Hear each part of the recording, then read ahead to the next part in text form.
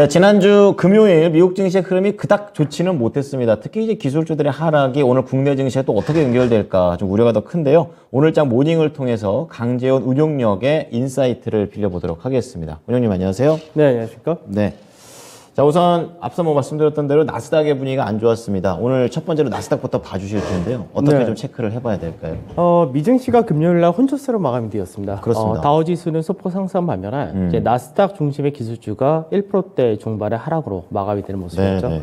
아무래도 이제 시장에서 이제 뭐 가파르게 금리 인상을 한다는 부분과 그리고 이제 양적 긴축 이 부분이 이제 시장에서 아무래도 성장 중심의 기술주에 대한 하락으로 연결된 그런 모습이었는데 네. 어떻게 보면 이제 알려져 있는 내용은 똑같습니다. 뭐 그렇죠. 다만 이제 네. 기술주를 비롯한 성장주 쪽에는 이 부분이 1월 달부터 악재로 인식했던 부분이었기 때문에 이 부분이 다시 한번 차익 실현이 떨어지는 그런 계기가 되었다 정도 보시면 될 것 같고, 그렇군요. 특히 이제 최근 들어서 이제 좀 주목을 해야 될 부분이 달러 인덱스도 가파르게 올라온다 이 네. 부분이죠.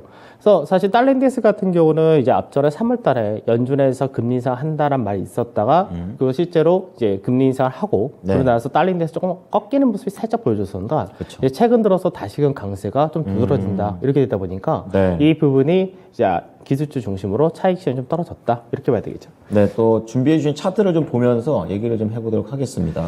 네, 그 나스닥 종합주가지수 주간상에서의 흐름입니다. 네. 주간 기준으로는 약 3.68%, 3.86% 네. 하락을 한 모습이었죠.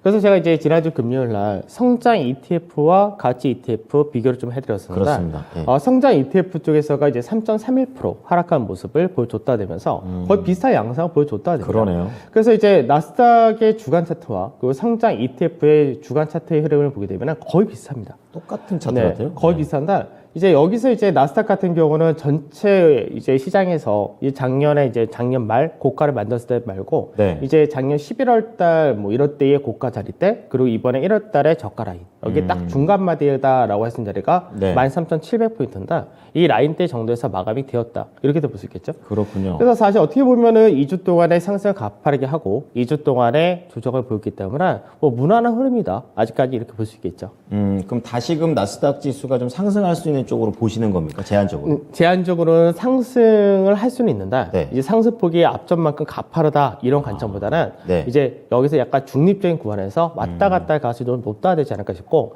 이제 기술주들의 실적 발표란 부분은 이제 다다음 주, 그러니까 다음 주 정도가 그쵸. 넘어가야 예, 예. 본격적으로 기술주들의 실적 발표였기 때문에 네. 이 실적 발표에 따라서 이 종목별로 또 차별화가 되지 않을까 아. 우선은 그렇게 전망이 됩니다. 네, 결국에는 이제 실적 쪽이 또 포인트가 되고 있습니다. 자, 다음은 이제 미국 S&P 500입니다. 이제 기술주하고 성장주 민감주 중에 섞여 있는 그런 지수가 되겠는데요. 이 부분의 흐름은 어땠습니까? 네, 이제 주간상으로는 이제 1.21% 하락을 했다 되니까 네. 나스닥 대비해서는 한 3분의 1 정도밖에 하락하지 않았다 되죠. 그렇죠. 그래서 이제 S&P 같은 경우는 최근 들어서 뭐 신고가를 보이는 종목군들은 계속해서 신고가를 보이는데 차별화군요. 이제 가장 대표적인 것이 이제 에너지 정유 쪽 그리고 이제 필수 소비재라고 할 수 있는 음식료라든지 네네. 그리고 그 외적으로 이제 철강이나 이런 것들도 신고가를 보였다 최근 들어 조정을 받고 있지만 전체적으로 이제 우리가 어떻게 보면 경기 안에서 이제 가치주에서 대표적인 종목군들인데 네. 이런 쪽 같은 경우는 그래도 견조하게 움직인다 이렇게 봐야 되겠죠. 그렇군요. 그래서 실질적으로 이제 S&P 같은 경우는 앞전에 이제 주 하락 추세를 넘겼던 케이스였고 네. 이제 올해 1월 달에 고가 라인 때까지 올라갔다가 저항을 받은 그런 모습인데 지금 보게 되면은 이제 바로 밑에 있는 것은 가치 ETF인데 약간 그림이 다릅니다. 약간 네, 폭이, 그죠. 하락폭이 좀 덜한 것 같기도 덜한 하고요. 부분도 있고 네. 그리고 이제 가치 ETF 같은 경우는 1월 달에 고가 라인 때에서 계속해서 왔다 갔다 움직인다 정도가 되겠죠. 네. 그래서 이 정도의 차이가 있는데 실제로 S&P 같은 경우는 지금 추세를 돌파하고 나서 지지를 받아주는 그런 흐름이기 때문에 아까 나스닥 같은 경우가 위아래 저가와 고가의 중간 마디자에서 움직였다면 예. S&P 같은 경우는 추세를 살짝 돌파하고 지지를 받는 그런 모습이다. 그래서 차이가 어떤 거냐면 나스닥은 지금 현재 박스권의 중간 마디에서 이제 위냐 아래냐 왔다 갔다 할 가능성이 높다 정도 되는 거고 네. S&P 같은 경우는 추세를 돌파하고 나서 지지를 받아주는 그런 케이스이기 때문에 추가적인 반등 쪽에 대해서 무게가 좀 더 실린다 되겠죠. 그렇군요. 특히 이번 주 같은 경우는 수요일부터 이제 미국의 금융주를 중심으로 해서 실적 발표했기 예. 때문에 은행주 같은 건 사실 충분히 미지 증시에서도 조정을 받은 케이스입니다. 아. 그래서 이제 미국의 금리 상승에 따른 수혜를 보는 쪽이기 때문에 그렇죠. 이런 부분에서가 실적 발표가 좀 잘 나올 가능성이 높고 네. 이에 따라서 추가적인 받는 쪽에 무게가 실릴 가능성도 높다 이렇게 보고 있습니다. 미국에서는 지금 이번 1분기 실적에 대한 눈높이가 어때요? 높습니까? 낮습니까? 그게 높지는 않습니다. 그래요. 그러니까 이제 실적 자체에 대한 전망치가 그렇게 높지가 않은 상태라서 네네. 보통 이제 미국의 증시 자체가 보통 이제 실적 발표 시즌에 들어오게 되면 서프라이즈 비율이 그쵸. 잘 나올 때는 80% 이상이 나오고 못 나올 때가 한 60에서 70% 정도 나오는데 네. 그래서 현재 미국에서의 실적 전망에 대해서는 뭐 나쁘지 않다 정도. 다만 2분기와 3분기 지나갈수록 실적 전망에 대한 눈높이가 좀 낮아져 있는 상태라서 네. 오히려 서프라이즈가 나올 가능성도 상당히 높다고 좀 보고 있습니다. 아, 그럼 오히려 증시 입장에서는 좀 긍정적인 모습을 보여줄 수 있겠네요. 자, 다음은 국내로 넘어가 보겠습니다. 주간 정도 흐름 어떻게 나왔나요? 그러니까 지난주 시장에서 저점이 한 2,720 정도면 되지 않을까 싶었습니다. 그렇죠, 예. 그 부분이 목요일과 금요일 날 보게 되면 2,690짜리 선까지 내려왔었다가 네, 그렇죠. 이제 2,700에서 딱 마감이 되었습니다. 그래서 이제 주간상에서 보게 되면은 이제 3달 하락을 어느 정도 보였다 이렇게도 볼 수 있는 거고 네. 앞전에 이제 고가부터의 하락 추세 라인대를 그 전에는 저항으로 인식하던 부분을 한번 넘어가고 나서 지난주 지지를 받아준 그런 케이스였기 때문에 네. 이번 주 같은 경우는 국내에서는 이제 옵션 만기일이 있고요. 그렇죠. 그래서 이제 한 차례 정도는 지지 테스트를 더 받을 수도 있다 정도 되겠지만 이제 방향 자체가 현재는 사실 어떻게 보면은 딱 중간에 와 있는 위치가 되기도 하지만 네. 여기서 이제 위쪽으로 반등이 좀 더 나올 수 있을 것이냐 이 부분을 좀 더 눈여겨봐야 될 것 같습니다. 다만 이제 수급적인 부분에서가 사실 지난주도 국내 증시 사실 하락폭으로 보면은 지난 한 주 동안에 1.44% 하락을 하긴 했는데 네. 이 부분은 이제 업종별 종목별 차별화가 뭐 워낙에 컸던 케이스였고 네. 특히 가장 문제가 된 것은 외국인들의 대규모의 매도였던 부분이죠. 그렇죠. 그래서 외국인들이 매도한 규모를 보게 되면은 네. 올해 연초 이후로는 가장 많은 두 번째로 많이 매도를 했던 케이스였습니다. 그래서 표를 보게 되면은 이제 11월 달부터 외국인들이 거래소에 대해서 들어왔던 물량에서 실제로 이제 2월 첫 주차와 이 둘째 주차의 매도가 좀 세게 나왔습니다. 그러네요. 이때는 LG 에너지 솔루션 이게 네. 있었고 그러고 나서 다시금 매수세가 들어오다가 그 최근에 이후에 하락의 매도세가 많이 났던 부분은 이때는 러시아와 우크라이나 이때부터 이제 전쟁에 대한 지정학적 리스크가 부각이 되고 네. 이때 환율 역시도 크게 올라갔던 시기였었죠. 아, 겹쳤군요. 네. 그리고 나서 이제 소강되는 듯한 모습을 보여주다가 이제 지난주와 지지난주 이때는 삼성전자 블록딜도 있었고요. 네. 그리고 여기서 이제 특히 지난주 같은 경우 외국인의 매도가 많았던 부분이 네. 지난주 수목급 3일 동안 매도가 많았습니다. 근데 이때 있었던 대외적인 뭐 여러 가지 본다면은 달러인덱스가 좀 올라간 부분이 있긴 했었지만 네. 실제로는 중국에서의 경제 봉쇄가 무기한 연기되었다. 사실 이 부분이 가장 컸다라고 봐야 될 것 같습니다. 그렇군요.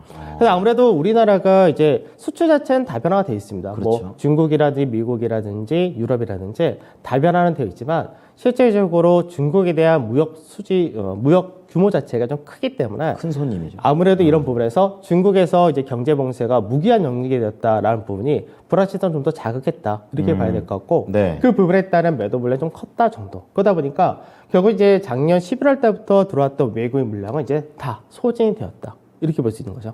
그러면은 이제 하락으로 전환되는 겁니까? 그러니까 이제 순매도로 바뀔 수도 있지만 예. 어떻게 보면은 팔 만큼 다 팔았다 이렇게도 볼 수 있는 케이스입니다. 그렇긴 하죠. 그래서 이제 이번 주 지난주 국내에서 이 삼성전자나 LG전자나 이런 쪽에서가 실적 발표를 했었을 때 네. 실적하고 달리 뭐 주가가 뭐 그렇게 맞춰가지는 않았지만 그렇죠. 시장 전체로 볼 때는 실적 자체가 1분기 컨센서스보다는 높게 형성될 가능성이 상당히 높다가 됐죠. 왜냐하면 삼성전자와 LG전자 둘 쪽에서 현재 1조 5천억 이상을 더 뽑아준 상태이기 때문에 그렇죠. 그럼 국내 증시의 밸류적인 부분에서는 오히려 하방 경직을 만들 수 있는 여건은 만들어져 있습니다.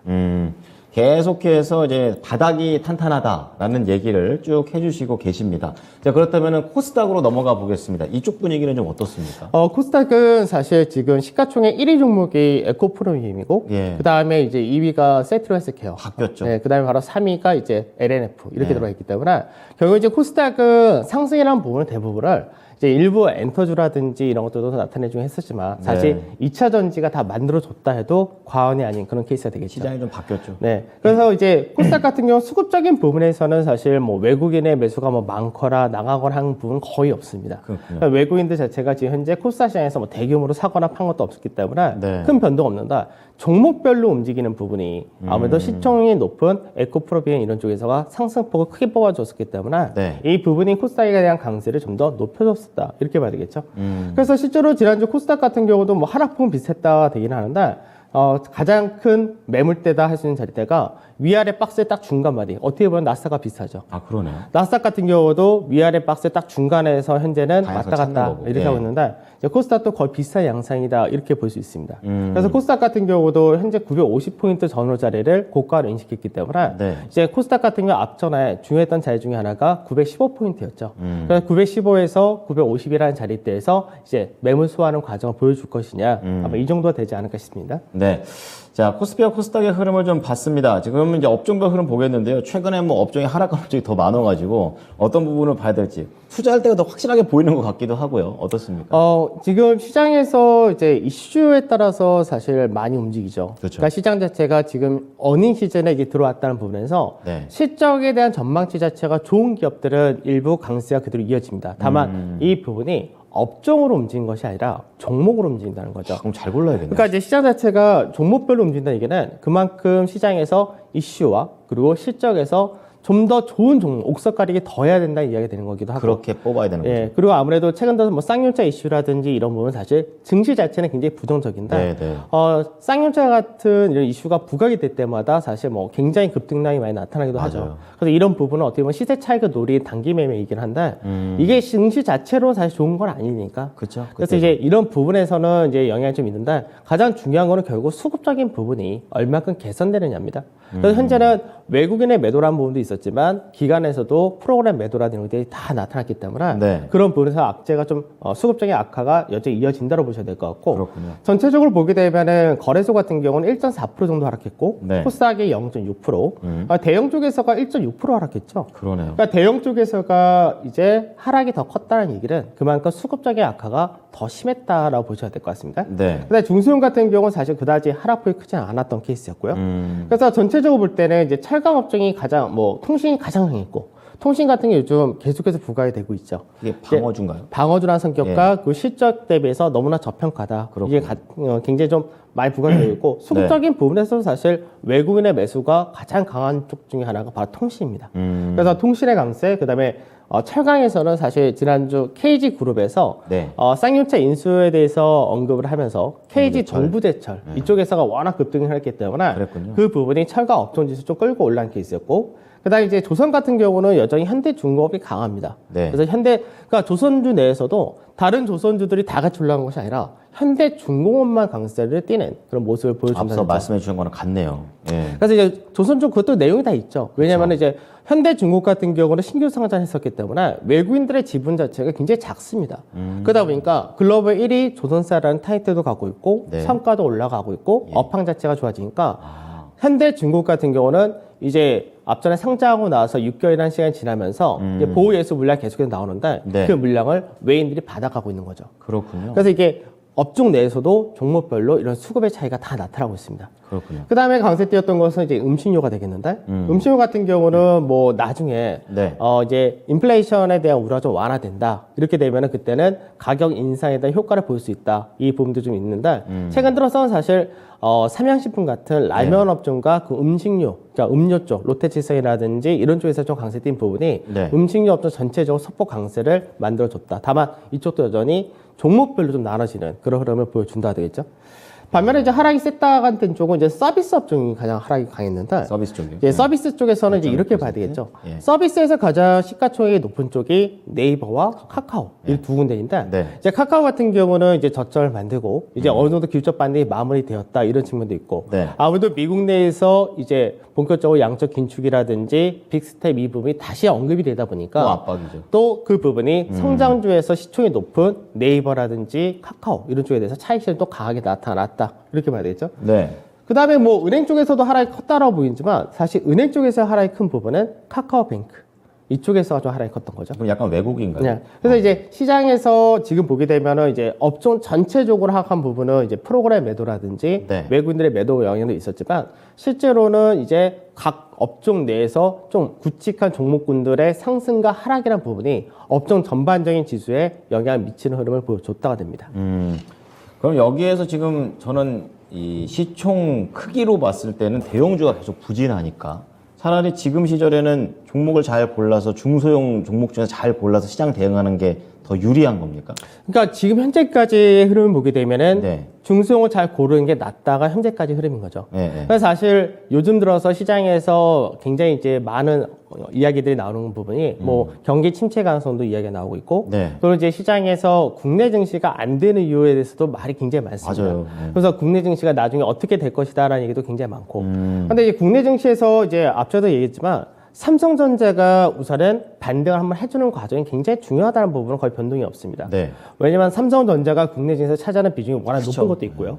그리고 이제 또 하나는 뭐냐면 시장에서 지금 이제 본격적인 실적 발표는 국내 증시 같은 다음 주부터 되면은 본격적인 실적 발표가 시작이 되는데 그렇죠. 현재까지는 실적에 대한 컨센서스 자체가 많이 낮습니다. 그러니까 많이 낮게 형성되어 있었기 때문에 오히려 실적 발표하고 난 이후에 시장에서 반등을 할 수 있는 여건이 더 만들어질 수도 눈높이가 있거든요. 낮으니까요. 그렇죠. 네. 그러니까 오히려 역발상이라는 관점도 지금 좀 필요하지 않을까 싶습니다. 네. 그러니까 오히려 지금 구간에서는 실적이라든지 밸류가 굉장히 싸져 있는. 그러니까 네. 사실 어떻게 보면 미증시의 흐름을 봤을 비슷하지 때는 않나요, 지금? 이제 가치주가 좀 더 강세를 띠는 거고 네. 반대로 이제 성장주가 차익실현이 떨어지는 게 과정인데 여기서 이제 동떨어진 건 딱 하나 2차 전지인 거죠. 그렇군요. 왜냐면 미국에서 테슬라가 예. 강하게 움직였기 때문에. 네. 그래서 이제 그런 부분에서는 실적 성장이 뚜렷하다라고 얘기하는 2차 전지가 현재 대안으로 부각이 됐지만 결국 이제 미증시에서도 실적 발표를 하면서 이제 또 옥석 가리기 나눠주고 이제 가치와 성장이라는 부분에 대해서 좀 더 차별화가 또 되기 시작한다면 네. 오히려 국내 경기 관련된 가치주 같은 경우가 좀 더 모멘텀 받을 수 있기 때문에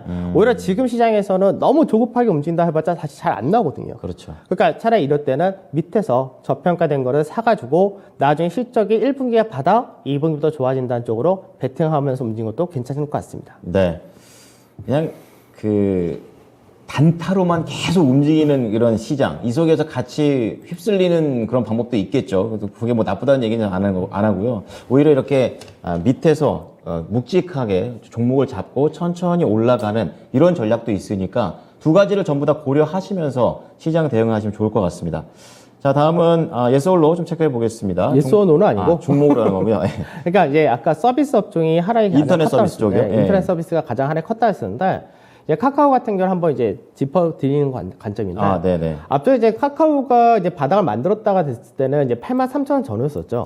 이때는 이제 전체적으로 2020년 코로나 이후 상승폭의 38.2%의 조정 자리가 83,300원 자리였습니다. 그러니까 그 라인대에서 다시 반등이 나온 거거든요. 그러네요. 그러면 이게 시장에서 우리가 차트적인 부분을 볼 때 쌍바닥이냐 외바닥이냐 이런 얘기를 많이 하죠. 그렇죠. 그러니까 외바닥으로 반등 나왔다가 됐을 때는 이제 위에서 고가부터 하락이 컸었기 때문에 기술적 반등의 영역 우선 1차적으로 그렇게 보는 건데 그렇죠. 그 반등이 나왔을 때 어디까지 반등을 하느냐 사실 그 부분이거든요. 그래서 단기적으로는 이제 카카오 거의 30% 가까이 올라갔었습니다. 그렇군요. 그러니까 이 부분이 올라간 부분이 딱 정확하게 또 하락폭 대비해서 38.2% 자리였던 거죠. 그러니까 10만 8천원, 9천원의 자리 때가 앞전에도 이제 이 라인 때문에 어느 정도 비중을 축소해야 된다라고 말씀드렸던 부분이 네. 이게 기술적인 부분에서는 여기가 허들이거든요. 그래서 여기서 한번 걸리고 그 다음에 쌍바닥을 만드는 과정을 보여줄 거냐. 사실 그 부분입니다. 네. 그렇기 때문에 지금 사실 외바닥으로 올라왔다가 된 가장 대표적인 케이스가 바로 인터넷 서비스와 그 다음에 2차 전지입니다. 예. 그래서 2차 전지 같은 경우도 지금 현재 추가적인 상승폭이 더 나올 거냐 아니면 여기서 한번 차익실은 떨어질 거냐 사실 그 기로에 와 있기 때문에 그렇군요. 그래서 시장에서 지금 뭐가 주도다라고 얘기할 수가 없다라고 계속해서 얘기하는 것이 그러게요. 시장에서 지금 처음에 강세 띄었던 쪽과 네. 그 다음에 강세 띄었던 쪽, 그 다음에 강세 뛸 때 어떤 식으로 하냐면 한쪽이 강세 띄고 나서 쉴 때 이쪽에서 가만히 옆으로 행보하는 형태가 아니라 차익실은 또 세게 떨어지거든요. 그렇군요. 그러니까 왜 그러면 전에도 그 말씀드렸지만 네네. 자금 자체가 시장에서 외국인이나 기관이나 신규 자금이 들어오면 있는 돈이 돈다는 그죠? 얘기죠. 예. 신규에 들어오면 강세 뛰던 쪽은 좀 숨고르게 하더라도 그쵸. 다른 쪽이 또 갈 수 있는데 지금 시장 그게 아니라 한쪽에서 강세 뛰었다가 이쪽에서 차익이 떨어지고 다른 쪽으로 가버리는 거죠. 맞아, 싹 빼가지고. 그죠? 그렇죠. 그러다 보니까 네. 시장에서 이게 좋게 얘기하면 순환장세다라고 하지만 이게 순환장세는 보통 잘 나오려면 강세 뛴 쪽에서 쉴 때 조정폭 자체가 제한적이어야 됩니다. 그렇군요. 근데 지금 조정폭이 꽤 세게 나오거든요. 그러니까 그렇게 건강한 건 아닙니다. 건강한 장세는 아니죠. 그러니까 한쪽에서 강세 뛰는 대신 다른 한쪽이 빠지는 과정 이렇게 나오기 때문에 그래서 시장에서 어느 정도 이제 기술적 반등이 나왔다가 된 쪽에서 우선은 그쪽 추격 매수를 하기보다는 우선 좀 더 지켜보는 과정 그게 필요하다가 되겠죠. 네. 자, 한 박자 빠르게가 아니라 한 박자 살짝 신중하게 가는 전략이 더 중요할 것 같습니다. 카카오로 그 부분을 좀 체크를 해드렸고요. 수급 체크해 보겠습니다. 지난주 수급 어땠습니까? 지난주 외국인기가 많이 팔았습니다. 그렇죠. 네. 거래소에서 개인들이 3조 790억을 샀는데, 네. 그러니까 개인들이 거래소에서 3조를 샀다는 얘기는 그만큼 외국인과 개인이 팔았다는 얘기가 되겠죠. 그렇죠. 네. 그래서 이쪽에서 가장 많이 팔았던 게 어떤 거냐, 사실 그 부분이었는데, 사실 삼성전자 중심으로 반도체가 거의 대부분의 매도를 차지한다가 됩니다. 이게 업황이 안 좋은 걸로 보는 겁니까? 그러니까 이제 사실 삼성전자에 대해서 얘기하면 하루 종일도 얘기했을 것 같은데, 그렇죠. 다들. 그러니까 이제 삼성전자에 대해서 뭐 수율이 안 좋다부터 해가지고 이제 성장 동력이라고 얘기하는 것이 이제 파운드리 사업인데, 그렇죠. 예. 그쪽에서 고객사들 자꾸 뺏긴다 뭐 이런저런 얘기가 많이 나오죠. 사실은. 그렇다고 해서 옛날처럼 이제 반도체 삼성전자가 치킨 게임을 하거나 그런 과정은 아니고 결국 이제 성장 동력이란 부분이 TSMC에 비해서 뒤처진다. 사실 네. 그런 비교적인 열의를 보여주고 있다는 건데. 그렇군요. 근데 사실 이 부분이 앞으로 삼성전자가 헤쳐나가는데 못할 거냐라고 할 땐 절대 아니라고 저는 얘기를 하는데 그만큼 기술력도 가지고 있고 그렇죠. 자본력도 가지고 있고 그런 부분에서 사실 메모리 업쪽에서 1등 기업이 비메모리 쪽에서 그 어느 정도 올라가는 성장통이다 정도로 저는 생각을 하고 있는데 긴 싸움이다 정도. 그죠? 근데 이 부분에 대해서 시장에서는 단기적 모멘텀이 없다. 이런 식으로 좀 박하게 평가를 하는 거죠. 시차가 좀 다릅니다. 그리고 네. 이제 외국에서 이제 국내 증시를 볼 때 아까 제가 했었던 중국에서의 봉쇄가 무기한으로 간다. 이 부분은 국내 증시도 부담이 되는 요인이 맞거든요. 네. 그리고 이제 미국에서의 뭐 5월 달부터 양적 긴축이라는 부분도 달러의 강세로 가다 보니까 수급을 자금을 해서. 외국인들이 일부 빼는 과정에서가 가장 편하게 뺄 수 있는 데가 사실 삼성전자와 하이닉스 같은 시총 1위와 3위가 되겠죠, 이제는. 그래서 저런 현상이 그래서 나온다. 이런 현상이 나타났다 예. 정도. 그래서 실제로 외국인들의 매도란 부분에서 삼성전자와 삼성전자 우선조, 그리고 하이닉스를 빼버리면 실제 외국인 매도는 2천억 정도밖에 되질 않습니다. 그렇군요. 그 2천억밖에 안 된다는 얘기는 사는 업종과 파는 업종, 그러니까 산 종목별로 사는 것과 파는 것이 확연하게 나눠져 있다. 이렇게도 보셔야 됩니다. 그렇군요. 자, 그러면 이제 환율 얘기를 또 안 할 수가 없습니다. 수급 쪽으로 달러 인덱스요.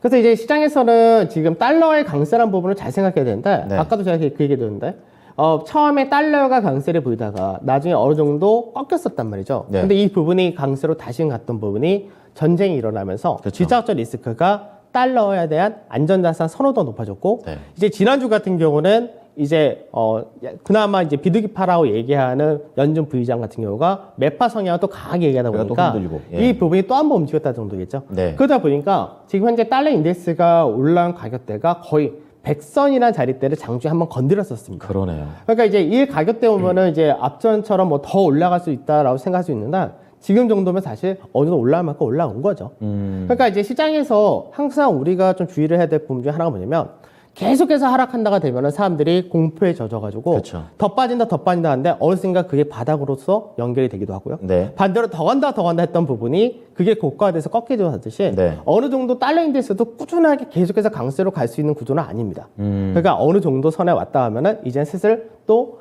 고점을 만들고 또 꺾이는 모습이 나타나면은 반대대로 네. 우리나라 원화도 좀 안정화되고 그런 과정이 나올 수 있기 때문에 아직까지는 고점을 찍었다라고는 얘기할 수 없겠지만 네. 어느 정도는 올 만큼 왔다 정도 생각하시면 될 것 같습니다. 네.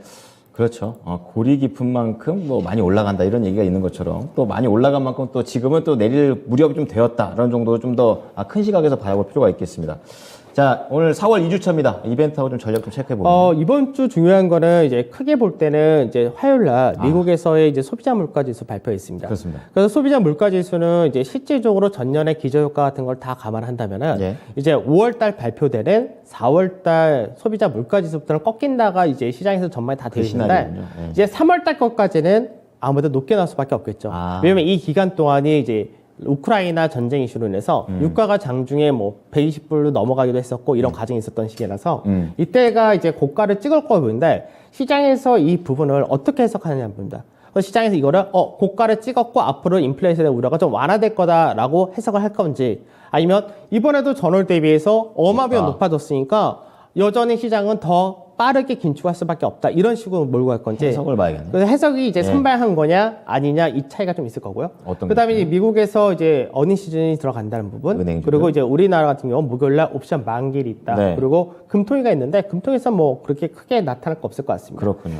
그래서 이제 지수로 볼 때는 이제 코스피 지수가 2680에서 2800 정도 여전히 이 라인대에서 왔다 갔다 할 것 같고 코스닥은 아까 말씀했던 915에서 950 정도 될 거고, 관심 업종으로는 이제 자동차, 완성차 쪽을 좀 잘 봐야 될 것 같고, 완성차. 예, 철강도 이제 자동차 간파 가격 인상한다 이런 얘기가 나오기 때문에 철강도 역시 좋다는데 비철금속은 여전히 고려하니 신고가입니다. 그렇군요. 근데 건설 같은 경우는 이제 정부 인사가 이제 임명이 됐기 때문에 그렇죠. 그런 쪽에서 모멘텀 할 수 있고, 증권도 마찬가지 이제 저평가 메리트, 그다음 신재생과 정유 쪽까지 실적이 좋게 나온다 쪽이 되겠죠. 네.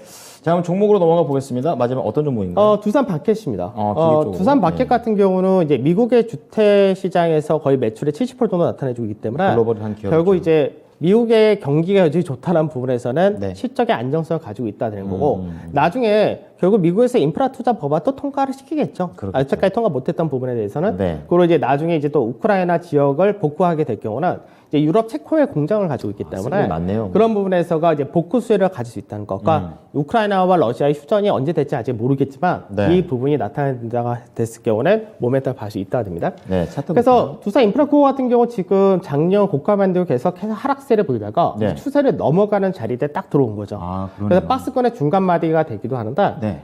밸류적인 부분에서 뭐 9% 정도 되니까 비싸다가 안 되는 거고, 네네. 그다음에 그래서 매수는 이제 39,600원에서 39,900원, 그리고 손절가로는 38,000원, 목표는 45,000원 이렇게 제시를 해드리도록 하겠습니다. 네, 두산 밥개까지 잘 알아보겠습니다. 오늘 말씀 감사합니다. 네, 감사합니다. 네.